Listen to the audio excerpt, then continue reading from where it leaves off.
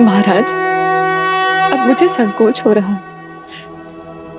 जिस धनुष को रावण समेत कोई महाबली हिला भी नहीं पाया,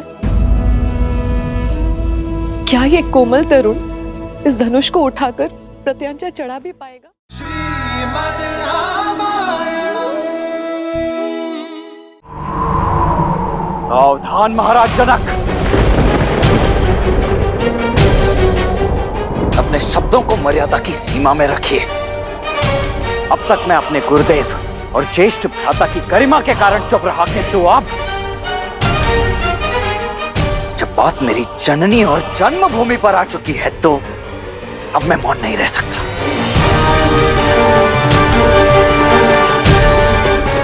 क्या कहा आपने? ये धरा वीरों से रिक्त हो गई है? माताओं ने वीरों को जन्म देना बंद कर दिया है?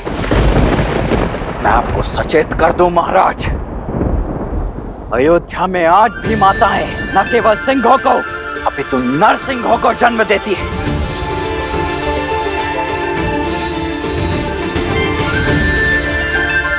उसी पावन अयोध्या से आए हुए राजकुमारों की उपस्थिति में आपने अपने मुख से ऐसे शब्द निकालने का दुस्साहस कैसे किया?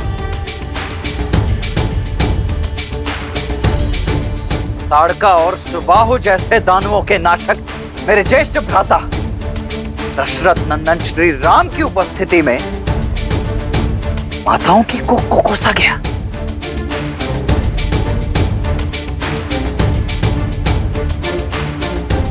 बस मात्र एक संकेत मिलने की देरी है और इसी सभा में इसी क्षण अयोध्या के रक्त का शौर्य प्रस्तुत हो जाएगा। यहां उपस्थित सभी वीरों को एक साथ इस भूमि की धूल चाटने के लिए अकेला ये लक्ष्मण विवश कर देगा।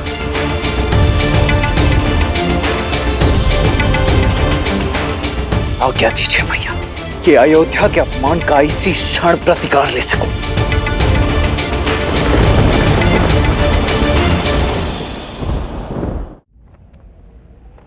क्षमा कुमार,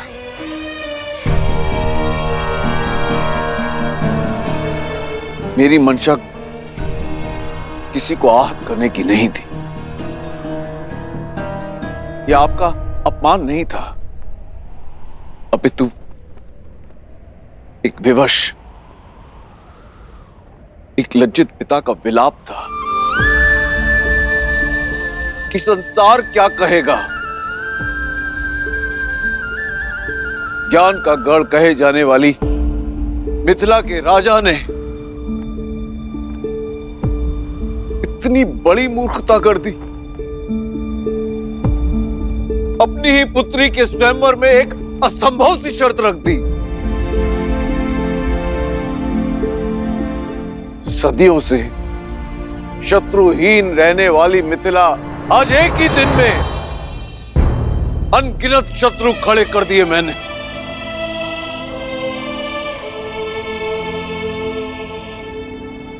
क्या महादेव पर विश्वास रखना मेरी भूल थी, या वो अपने भक्त की पीड़ा समझ ही नहीं पाया?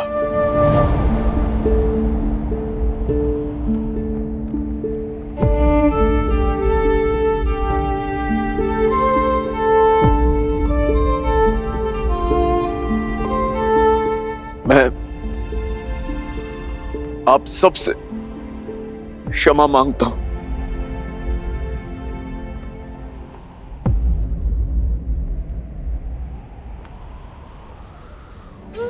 क्षमा। जिसकी रक्षा स्वयं पिनाक करता हो उसे क्षमा मांगने की कोई आवश्यकता नहीं है राजर्षि। महादेव के निर्णय पर आप संदेह करते हो। ना तो धरा ही वीरों से रिक्त है और ना ये राजसभा।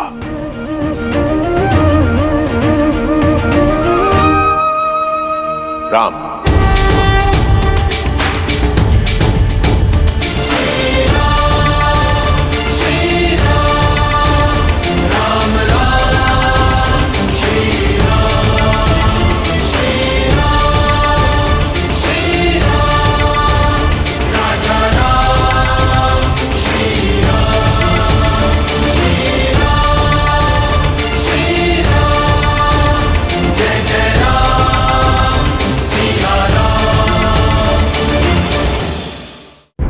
महादेव के निर्णय पर शंका, संदेह राजन?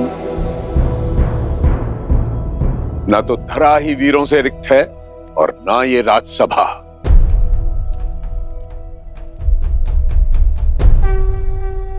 राम,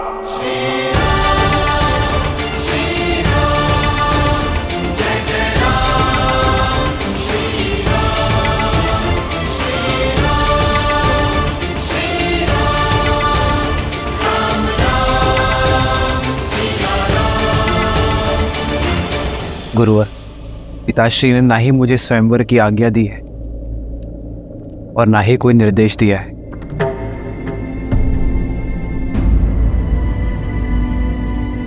इस सभा में इसी समय तुम्हारा पिता कौन है राम? ब्रह्म ऋषि, आज से आप ही इनके माता पिता हैं।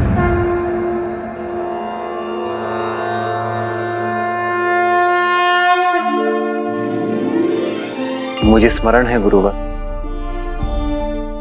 कि पिताश्री ने मेरा उत्तरदायित्व आपको सौंपा है। आप ही हमारे माता है, पिता है, मेरे प्रभु।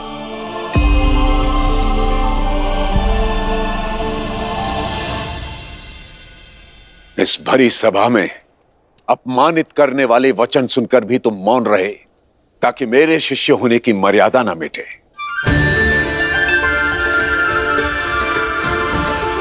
स्वयं मुझसे भी अनुमति नहीं मांगी ताकि अयोध्या की मर्यादा धूमिल ना हो। तो जाओ राम, आदेश है तुम्हारे इस पिता तुल्य गुरु का, मिथिला और मैथिली की मर्यादा को भंग होने से रोको। हर लो एक विवश पिता की लज्जा और गर्वित कर दो अयोध्यापति के साथ साथ अपने गुरु को भी। साधो शिव का धनुष राम।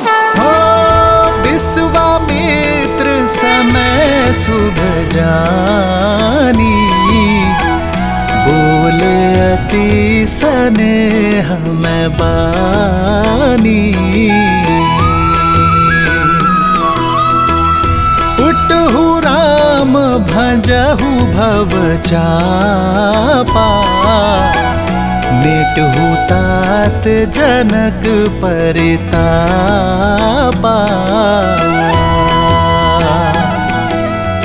सुने गुरु बचन चरण सिरुनावा, विजयी भव। हर्षु विषादु न कछुर आवा।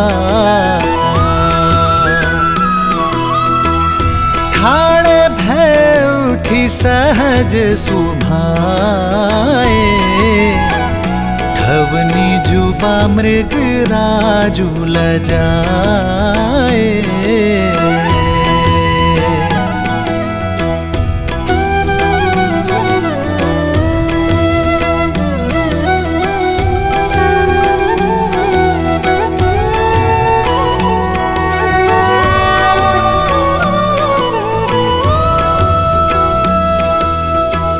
सहज ही चले सकल जग स्वामी, मत मंजूबर कुंजर गामी।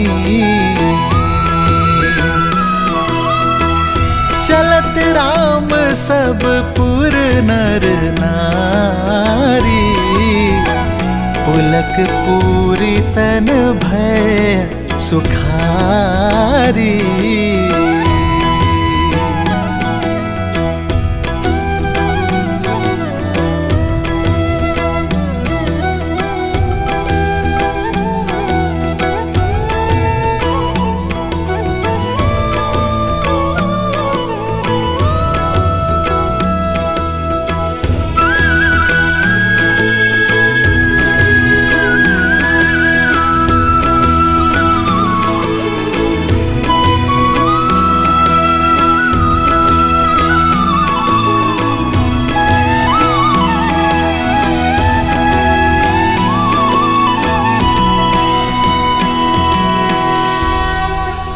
मैं अपने सभी गुरुजनों पूर्वजों, पिताश्री दशरथ और माताओं को नमन करता हूं मैं अपने इष्ट महादेव को, और अनुमति के साथ आशीर्वाद की प्रार्थना करता हूं। महाराज, अब मुझे संकोच हो रहा है। जिस धनुष को रावण समेत कोई महाबली हिला भी नहीं पाया, क्या ये कोमल तरुण इस धनुष को उठाकर प्रत्यांचा चढ़ा भी पाएगा? कोई वीर आज तक सुबाहु और ताड़का जैसे राक्षसों का अंत भी तो नहीं कर पाया, सुना है ना। ये महाधनुष बाहुबल से नहीं, आत्मबल से उठाया जा सकता है।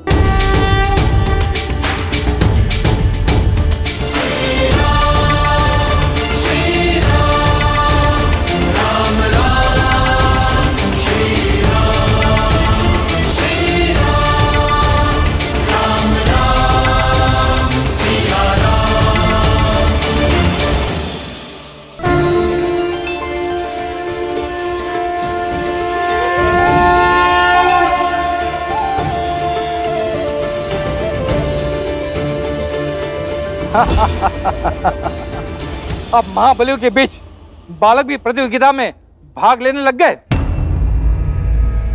अरे हो गई अयोध्या का राजकुमार, दशरथ का पुत्र, पर परिवार से परिचय सिद्ध होता है, पराक्रम नहीं।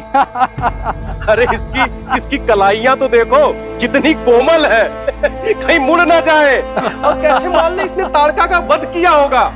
अरे ये सब भ्रम है, ऋषियों के अतिरिक्त किसने देखा इसे ताड़का का वध करते हुए? समय रहते लौट जाओ बालक, व्यायाम करो, दूध पियो। ये शिव धनुष है, बालक के खेलने का खिलौना नहीं है।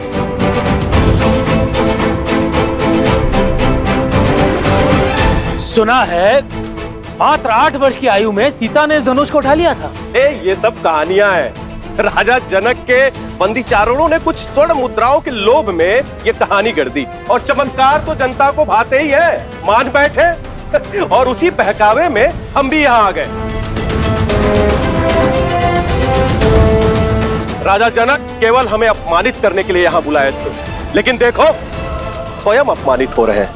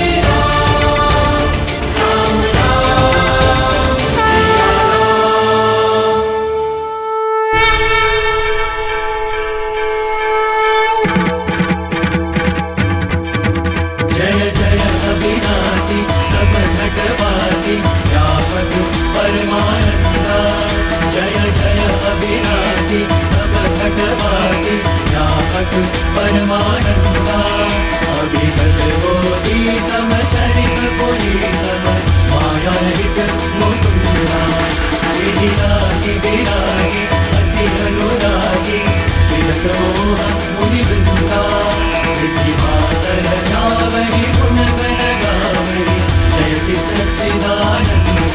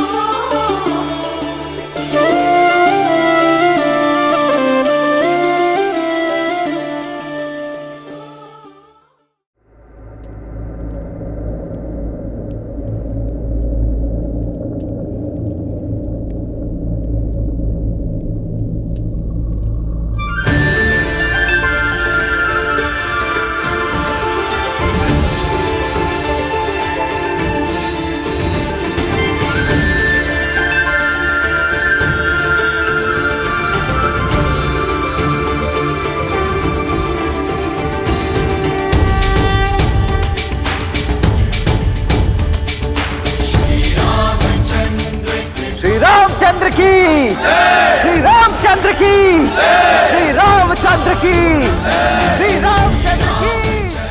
पूरे विधि विधान से विवाह की तैयारियां कीजिए।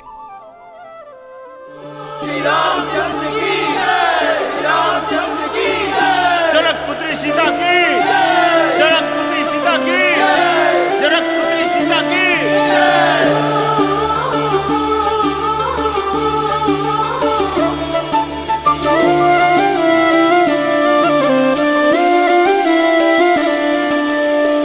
जन्म जन्म का है ये संगम, राम रतन सीता वैभव धन।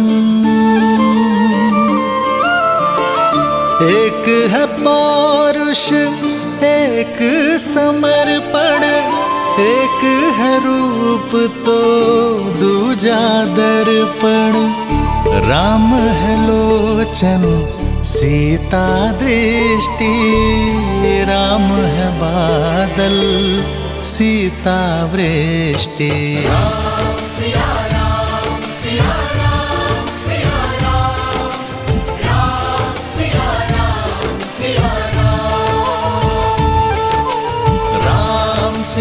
राम सिया राम सिया राम, राम सिया राम सिया राम। सीता को रखते हृदय रघुराई, पूर्ण राम को करने आई। सीता करती उनकी पूजा, राम से आसा प्रेम न दूजा। राम सिया राम सिया राम सिया राम, राम सिया राम सिया राम सिया राम। मैं जनक नंदिनी सीता आपको अपने बार और स्वयं को आपकी अर्धांगिनी के रूप में स्वीकार करती हूँ। मैं जीवन के हर लाभ हानि, सुख दुख और धूप छांव में आपकी संगिनी बनकर रहूंगी। अब केवल मृत्यु ही मुझे आपसे अलग कर सकती है। जनकपुत्री सीता की, जनकपुत्री सीता की, जनकपुत्री सीता की, जनकपुत्री सीता की।